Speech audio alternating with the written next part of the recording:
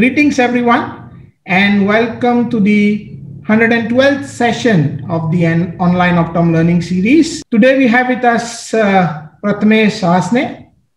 He completed his undergraduate degree from the Lotus College of Optometry, Mumbai, India. He was also awarded the Best Outgoing Student of the Year in 2019 by ASCO India. ASCO is the Associations of Schools and Colleges of Optometry India. And currently, he's pursuing his Master of Optometry from the Manipal Academy of Higher Education, Karnataka. He's also the team member of Online Optom Learning Series, and he holds the post of Editorial Director since the inception. And today, Prathamesh is going to share with us basics of evidence-based practice. So welcome, Prathamesh, and let me just leave the screen time to you.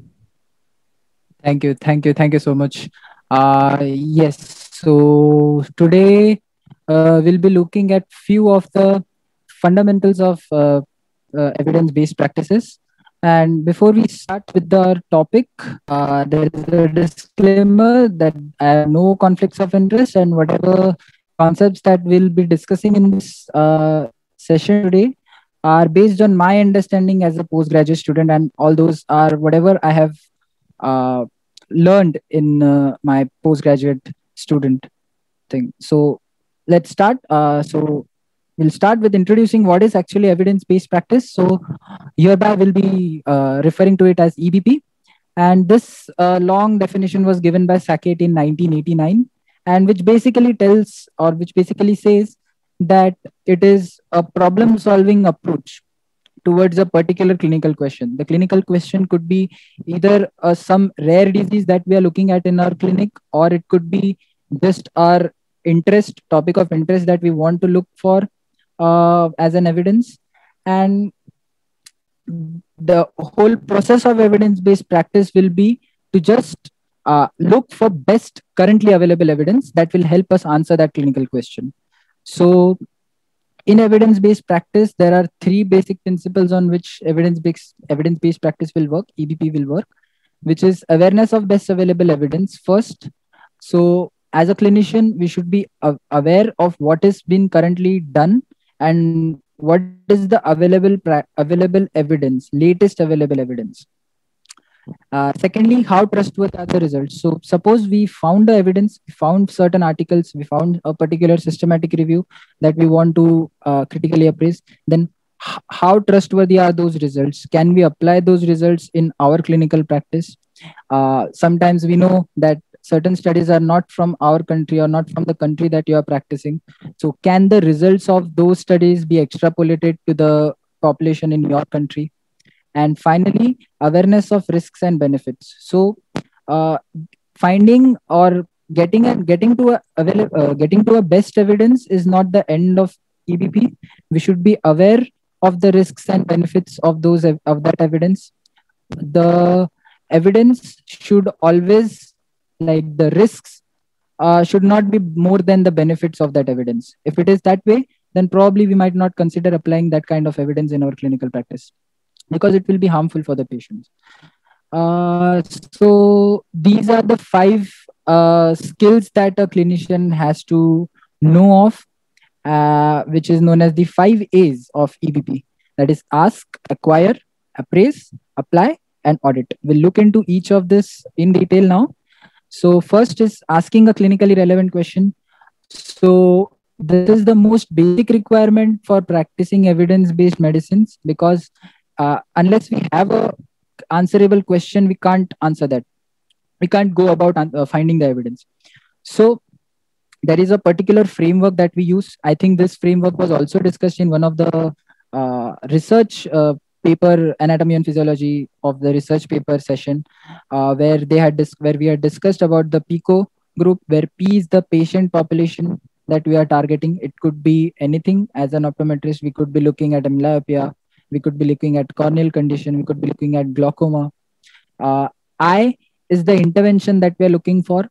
It could be a newly developed drug that we want to compare with already available drug or a gold standard. Or sometimes the I in the PICO is replaced with an etiology or an E. So depending on the type of the question asked, this PICO entities will change. Then moving on, C is the comparators. So comparators could be some other intervention that is used to treat a particular condition, or it could be a gold standard treatment, such as in cancer. Uh, and it could also be a placebo. So placebo in few of the studies is slightly a controversial topic, as in cancer and few life-threatening disease, or in our case, vision-threatening disease. We can't actually use a placebo as a comparator because there is a lot of ethical issue which comes in. So we can consider gold standard as our comparators. And finally is the outcome, which is what is the outcome that we are looking for. The outcome can also be more than one, but the paper that we are looking for should actually clearly define what are their primary outcomes and what are the secondary outcomes. And depending on that, we'll decide whether this evidence is reliable or not. So we saw how a clinical question can be framed. The next step is actually to identify the type of clinical question, or whether, or should I say, if we are making a clinical question, or we are building a clinical question, it should lie in one of these categories. It could either be a therapy question, it could be an etiology question, it could be a diagnostic question. These are the most common ones that we will come across in our clinical practice, where in therapy we will be looking at whether a particular therapy is better than the other one. And in etiology, we would be looking at some risk factor of a particular condition. We will be assessing the risk factor. And a diagnostic question. The other type of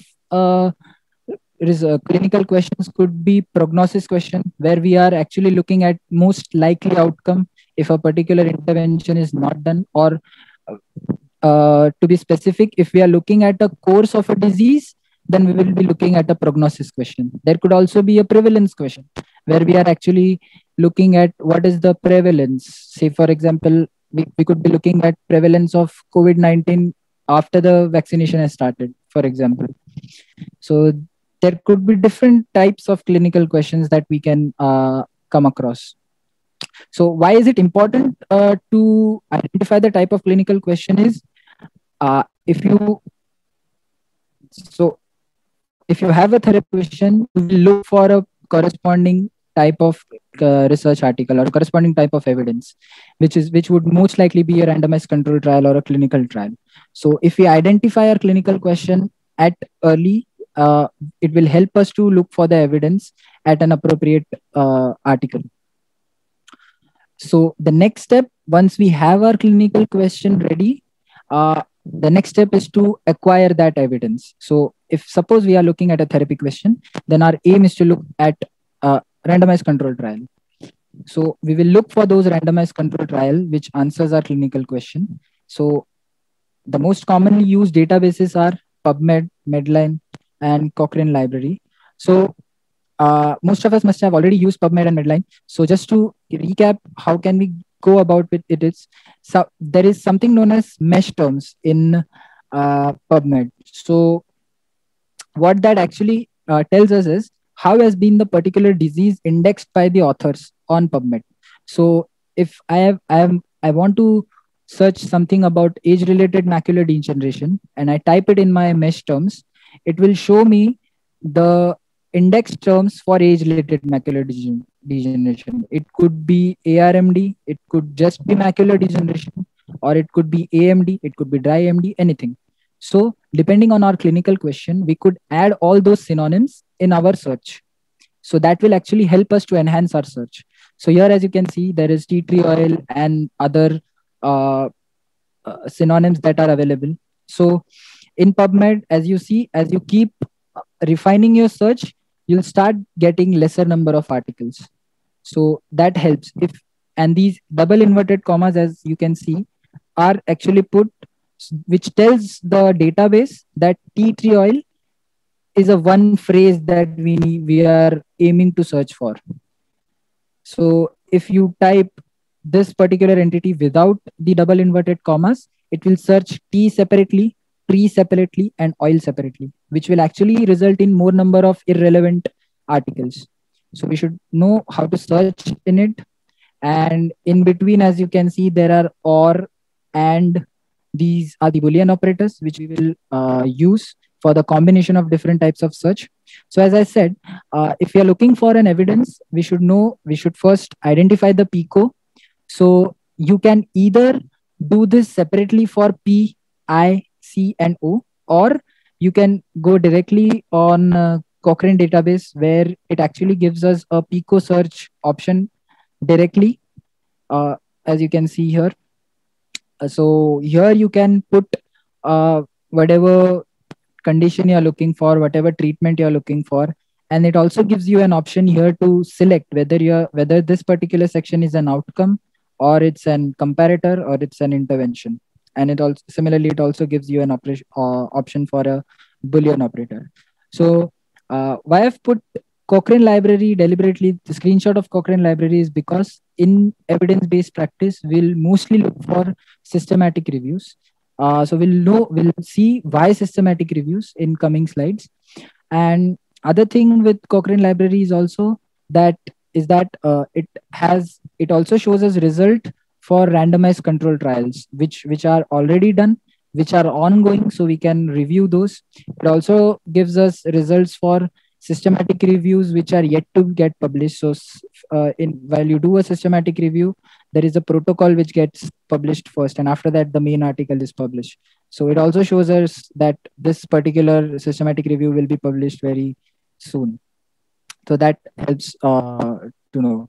So these are the few common databases which are recommended. There is also something called gray literature, which not actually is a part of evidence-based practice, because gray literature is something that is unpublished. So the source of gray literature could be a PhD thesis, or it could be a conference proceedings and all those things. So that will not be a part of evidence-based practice, but in case you are planning to do a systematic review, you will have to consider the gray literature as well. So if you see next, as I said, one size doesn't fit all. So one type of clinical question, one type of research article, or one type of study is not enough to answer all types of clinical questions. So depending on the clinical question, we have to look for the type of study. That is, we have already discussed. So this is something called as evidence pyramid. So as you can see, there is these systematic reviews, critical appraised topics, and critically appraised individual articles. This top three tiers that you can see here are known as the filtered information, or also known as critically appraised information, or sometimes they are also called secondary information. Secondary information is basically critically appraised and valid. They're considered to be valid source of evidence, as they are already critically appraised. And the ones that you see down here in the unfiltered information are actually the original research articles. So it could be a randomized control trial, it could be any clinical trial. So these articles can be either very nicely written, or they could be very poorly written, but still they will lie under unfiltered information if they are not yet critically appraised. So you could add those articles while you are doing a systematic review, or you could critically appraise those articles and publish them. Or while in evidence-based practice, if you wish to do, then you will always aim for this filtered information. And preferably, if you get a systematic review, that's the best, since it lies on the top of the evidence pyramid. So in evidence-based practice, you will always aim for the secondary information. In case we are dealing with something which is very rare, which is a very rare occurring, or which is something which has not yet been reported so well, we will aim for this unfiltered information. So if it is a very rare case, we can either also consider some case reports as the reliable evidence. So here we can see this is another example from Oxford Center for Evidence-Based Medicine. So as you can see here in the question section, there are different types of questions that they have mentioned. Diagnosis question, that is a prognosis question. And correspondingly, they have also mentioned the type of study that you look for. So you can see in level 1, in each of them, systematic review is the common thing where you have to aim. So always level 1 will be a systematic review. So if you're looking at a therapy question, your aim should be to look for a systematic review of well conducted RCTs. In case there is no systematic review, then you will go for individual randomized control trials.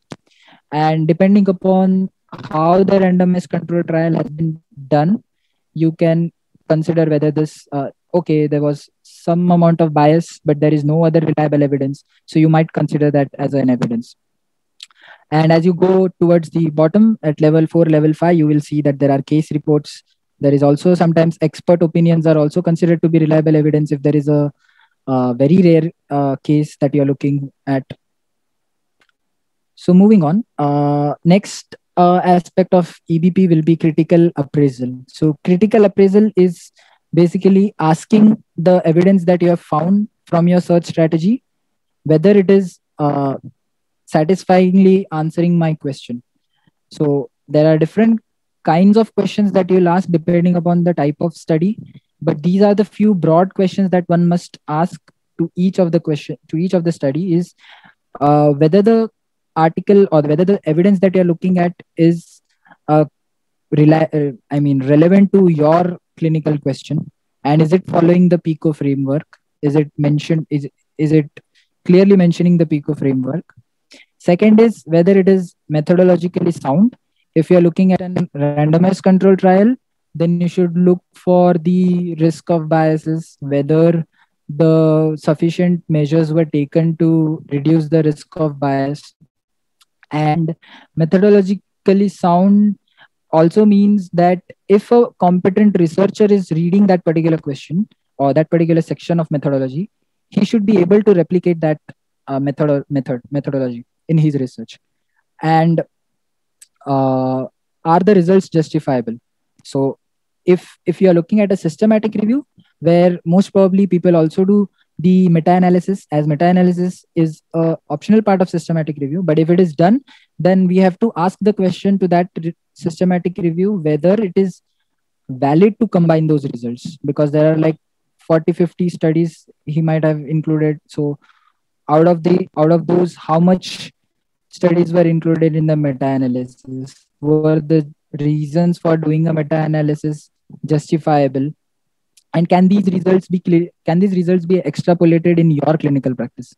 And are the results clinically relevant? Sometimes we know that statistically this results might be relevant or significant, but clinically they are not significant. So all those things has to be kept in mind while we are critically appraising a particular evidence.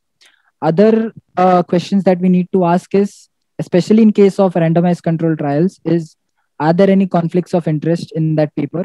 So probably if sometimes the pharma companies might pay a particular researcher to report positive results in favor of a newly acquired drug. So all those things need to be considered. Other thing is also that whether the study was reported transparently and whether the study was done as per the published protocol, especially in case of systematic review. So as I said, the protocol of a systematic review gets published first. After that, the systematic review comes. So was the systematic review and the eligibility criteria maintained as per the protocol? So all these questions are to be asked while you are critically appraising. So this is one tool that we can use as a beginner, and as a student, it is really helpful. It is called critical appraisal skill programs.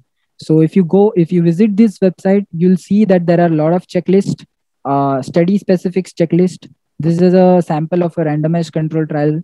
Similarly, there would be some for case control, there will be for a cohort study, and likewise there will be even for qualitative research, you'll find there are few checklists. So the whole aim of the checklist is to ask those questions that we just discussed to the paper. And the way it works is, this particular tool works is, it will ask 3 or 4 screening questions at the beginning, for which the options are yes, no, and maybe, or not sure. So if there are more than 2 or 3 no's in those questions, you might probably not want to read that article further, because it might not be relevant to whatever you have asked. So those are the screening questions. If it is good to go, then you can start reading the article further. It will ask you questions about its methodology. It will ask you questions about the results, depending on the studies what are done. And finally, it will ask whether these results can be extrapolated to your local clinical practice area. So maybe the study must have been done in some other country, and the environmental uh, change might not allow you to extrapolate those results. So you might not want to include. The study might be very great, but it is difficult to extrapolate those results in your local area. So you might want to drop that article. As far as clinical practice is concerned, if you are critically appraising it for a purpose of systematic review, you will definitely add that article. So here is one review article that I found. This is a very good article which discusses about how to go about in critically appraising an article. So it will discuss what are the few broad questions that we need to ask, and then it goes deep into discussing if it is a systematic review, what are the questions we need to ask? If it is a randomized control trial, what are the questions we need to ask? So this is a very good article that I found.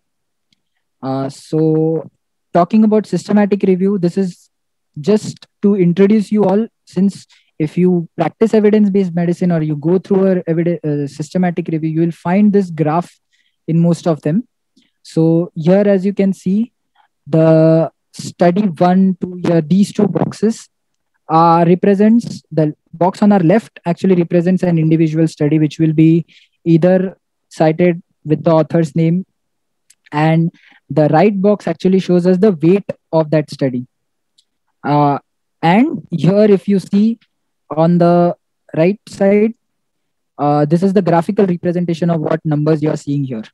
So the blue boxes that you see are actually the total weight of this particular study. And the larger is the box, the more is the weight of that study. The weight is determined by critically appraising that particular article, which is done by the systematic reviewers. They will assess the risk of bias. They will take into account a lot of things which are probably responsible for inducing a bias. And after that, the weight of that study is calculated by doing a meta-analysis. And this box that you see is the parameters of the entire meta-analysis that we have conducted. And this square bracket that you see here is the confidence interval of our meta-analysis, which will help us to know whether the particular evidence is statistically significant or not. And this here, you can see this center line is called the line of no effect. So, and this black diamond is the weight of our the meta-analysis. So the horizontal arms that you see here represents the confidence interval of our meta-analysis. So if it crosses or if it touches this line of no effect, then we can say it's not statistically significant. Or we can also look at the confidence interval. If it includes a 0, then we say there is no clinical or no statistical significance. If it excludes the 0, we say it is statistically significant. And correspondingly, we'll see this diamond will move either to the right or left, or it might sometimes be even in the center. So that helps us in interpreting this forest plot. And other thing that you can see is here is the heterogeneity. Heterogeneity we need to take into consideration while seeing a meta-analysis, is because we need to be sure that the type of studies or the studies that are included in a systematic review are similar. Like they won't be similar, they won't be exactly similar, but they are relating to what clinical question we have asked. That will help us to know whether the evidence from this particular systematic review is reliable enough and we can use it in our clinical practice or not. So that is the basics of forest plot, how to interpret it. Then there is something also known as best evidence topic report. So this template was actually introduced for emergency medicine purpose. Or in some cases, we can use those in rare findings as well. So what used to happen was, in rigorously critically appraising the articles, a lot of data used to be left, and that actually uh, was responsible for poor emergency medicine practices. So what they came up with was, okay, we will just consider the published data, and even if the study is not that greatly reported, but it is necessary that it is, and but it is the only paper that is available for a particular condition that we are seeing, we will consider it as available or the best available evidence.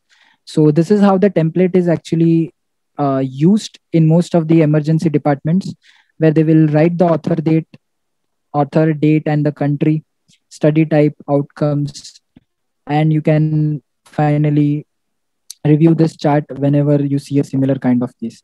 And this has to be updated at regular intervals. So there could be that you have reported this best evidence report, and someone might look at it, okay, this is a research cap, so I might as well do a research, and then you get um, well published data supporting that thing. So next step in EBP will be, once we have critically appraised, is applying that evidence in our clinical practice. So here it is basically how we clinically make the decision for our patients.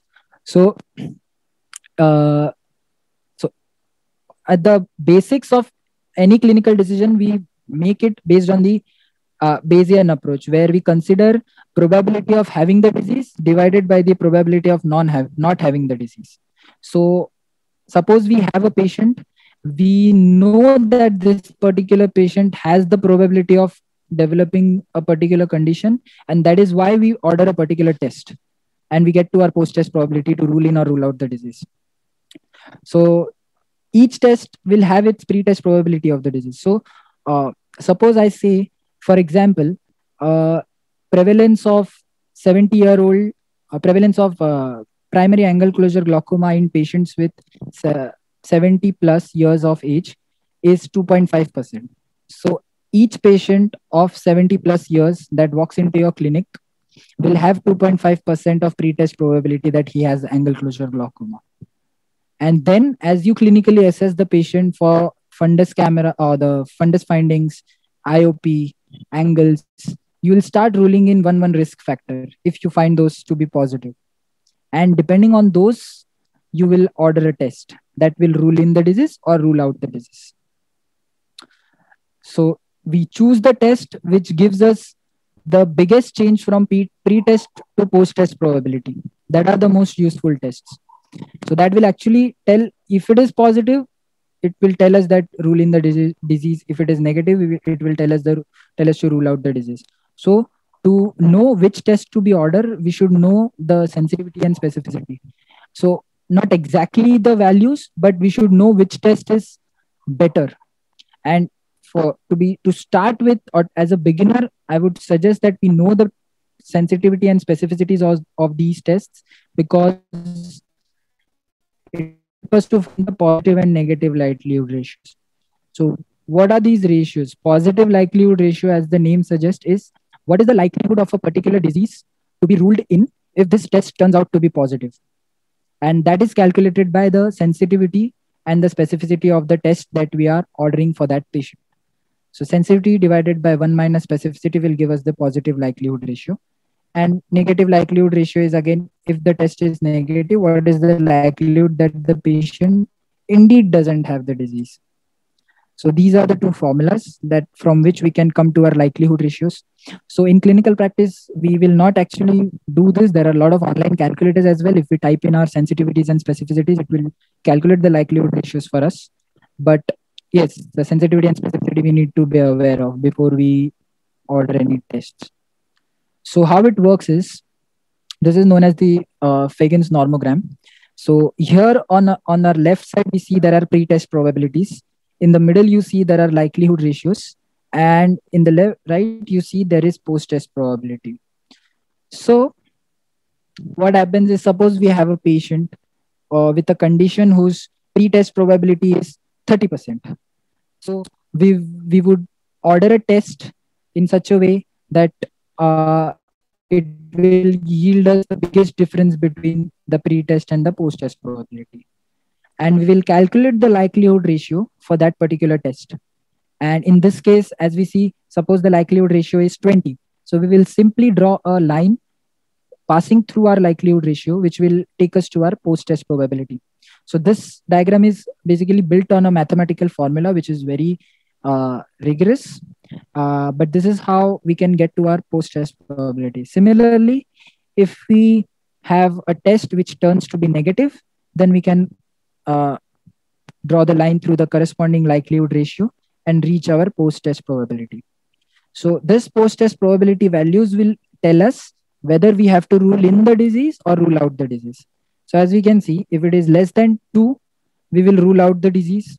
If it is between 2 to 80, we will neither rule in or nor rule out. We will just inform the patient that, okay, you don't have the disease, but we suspect you have these risk factors, and you need to come for regular follow-ups, and we'll keep monitoring you.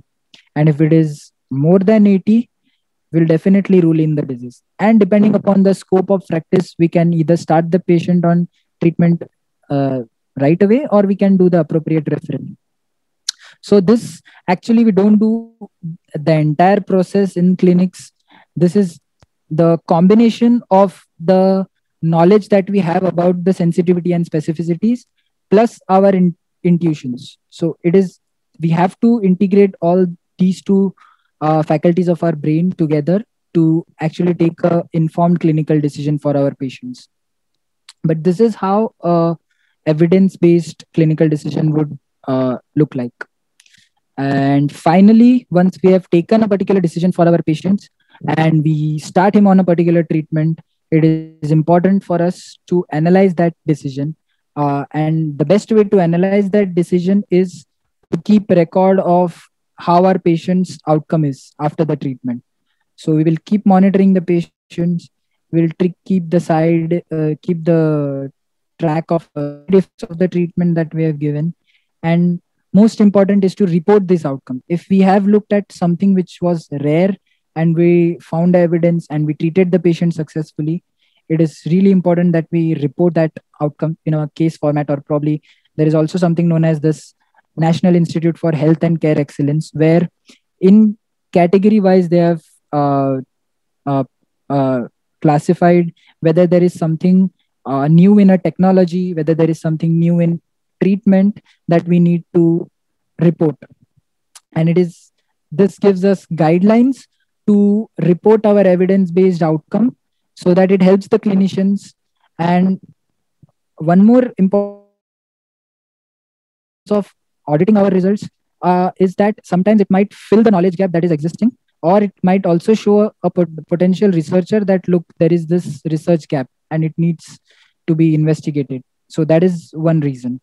And also these reports can be updated at regular intervals, probably after a point if someone thinks that this was not the reliable evidence and he himself does some research and finds out more reliable evidence, then he might update that guideline as required. So this was one case that I found, which is a very good example where you can actually use a case report as a reliable evidence. So this patient was diagnosed with an orbital apex syndrome, and usually it is not caused due to Alternaria species of fungus. It is mostly caused by mucormycosis and Aspergillus species. So when this patient first reported to a particular clinic, they started him on normal antifungals, and the patient initially felt very nice, but the symptoms were back. Patient got decreased vision, and vision decreased to 6/60. And he was also diagnosed with sinusitis, so for which he went to an ENT surgeon. So interestingly, what happened is he was put on steroids without doing the cultures. And we know in any kind of infectious case, if we start the patient on steroids, what it can do. So the patient's condition got worse. Patient's vision dropped to light perception, and then he reported to a clinic where clinicians actually investigated the orbital fat of his orbit, and when sent them for cultures where they found that there is Alternaria species, and this is a rare finding. After which they found that their history was not perfectly taken. The patient was a farmer and he deals with pesticides and all those things. So fungal infection was ruled in. So next step was to find out which type of fungus was responsible. So they found it was Alternaria species. And the problem was they didn't knew, because the normal antifungals were not uh, enough for fighting this fungal infection. Hence, they saw few of the case reports where they found they had used amphotericin as a antifungal. So they immediately started the patient on IV amphotericin and some oral antifungals, and the patient was better after 6 months. So in this case, they diagnosed the case at very end stage where the patient almost lost his vision. But what was very interesting was this infection had already reached or almost reached the cavernous sinus of the patient. And we know once an infection has reached the cavernous sinus, the patient might also lose his life. So this was a very interesting case where they actually considered a case report as a reliable finding, and which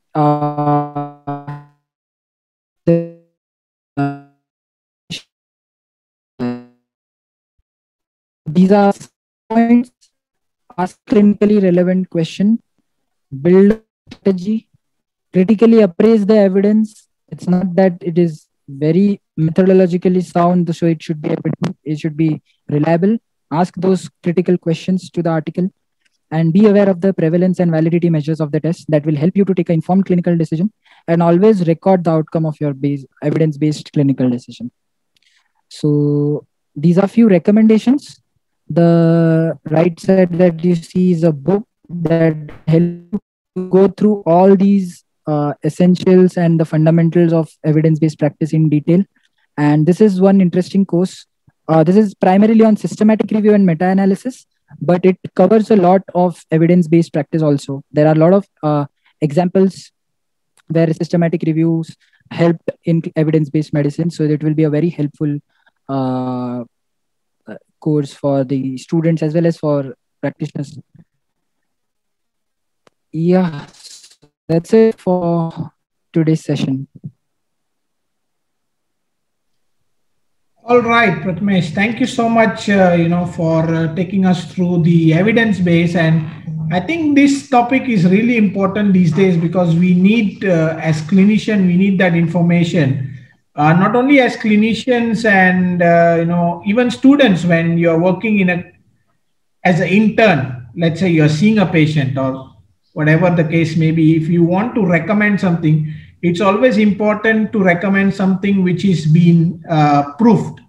So that's Definitely. where evidence base comes into place, and really it's a need of the hour that everybody turns on to evidence base rather than just following kind of textbook things. I'm not saying textbooks are wrong, but then there are new developments which are happening in the treatment modalities, the way the new instruments, the way the new softwares, therapies are coming in. And I think all these are more easily and readily available in the evidence, and that can be used by a clinician or by anyone to treat patients more efficiently.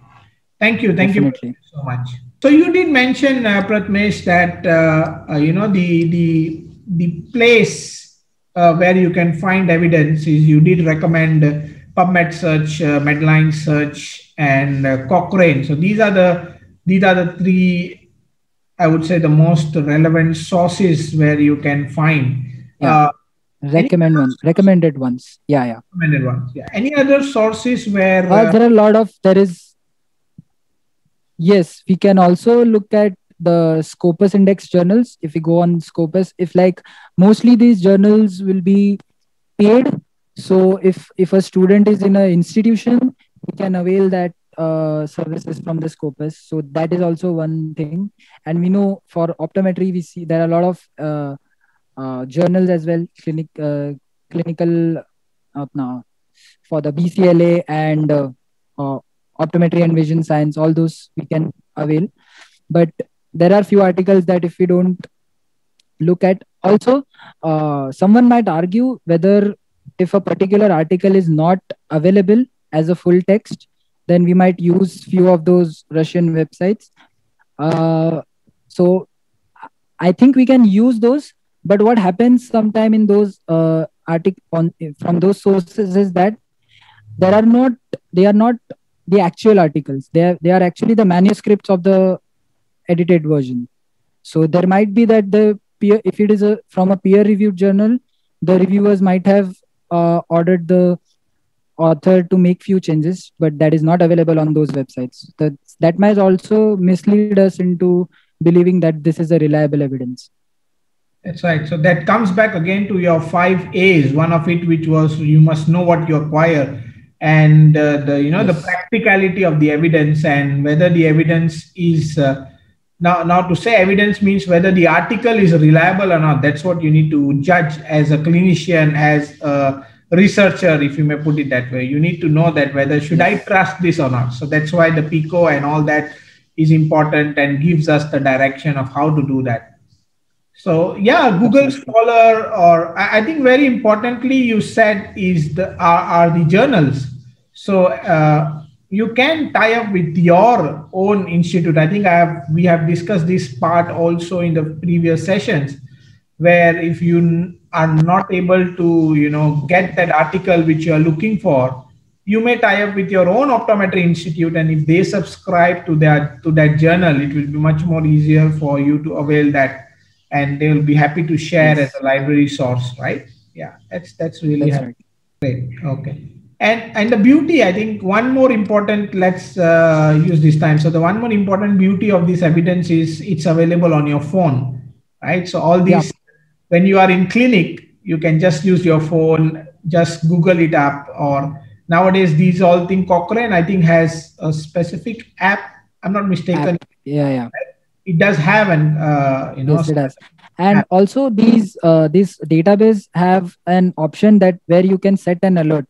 If you are sure that you have made a sufficient or a satisfactory search already, then you can subscribe to that search. You can save that search, and if a new article gets published in your area, it will send you an email. So like if you could be in your clinical practice or wherever, you can just go through it, whether it is relevant to your field or not. So that is also very helpful. So it's recommended that if you make a search, then save it and subscribe to the alert for that search. Yeah, there's always one small tick box which you need to tick, subscribe for alert, and you will get all the updates. And let's say, for example, you are a vision therapy oriented optometrist, and you are doing a lot of vision therapies, and you want to know what's new coming up. So you can keep searching, and as you said, save the search and to subscribe to the alert. So if any new article or any meta-analysis about that particular aspect of vision therapy is published, you will get alerted, and you will be, probably a bit more ahead than people who are your colleagues if they have not subscribed. That's right. Yeah. So that's the beauty of evidence. It's in your hands. So the evidence is in your hands. So just search it, and I think that's really useful. All right. So I think Prathamesh, thank you so much. So thank you so much, Prathamesh, for doing the session for us. Thank you for giving me the opportunity to do this session. Most welcome. Thank you so much, everyone, for attending. We do have session planned next weekend. Take care. Until then, take care, be safe, and see you all next week. Bye-bye.